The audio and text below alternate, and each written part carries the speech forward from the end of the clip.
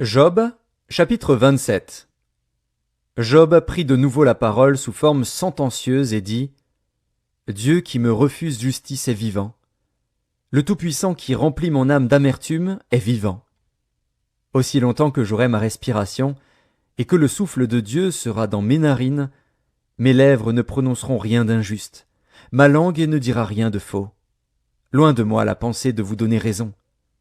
Jusqu'à mon dernier soupir, je défendrai mon innocence. Je tiens à me justifier, et je ne faiblirai pas. Mon cœur ne me fait de reproches sur aucun de mes jours.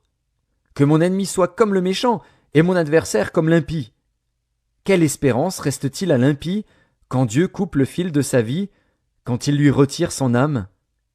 Est-ce que Dieu écoute ses cris quand l'angoisse vient l'assaillir? Fait-il du Tout-Puissant ses délices? Adresse-t-il en tout temps ses prières à Dieu? Je vous enseignerai les voies de Dieu. Je ne vous cacherai pas les desseins du Tout-Puissant. Mais vous les connaissez, et vous êtes d'accord. Pourquoi donc vous laisser aller à de vaines pensées? Voici la part que Dieu réserve aux méchants, l'héritage que le Tout-Puissant destine à l'impie. S'il a des fils en grand nombre, c'est pour le glaive, et ses rejetons manquent de pain. Ceux qui échappent sont enterrés par la peste, et leurs veuves ne les pleurent pas. S'il amasse l'argent comme la poussière, s'il entasse les vêtements comme la boue, c'est lui qui entasse, mais c'est le juste qui se revêt, c'est l'homme intègre qui a l'argent en partage.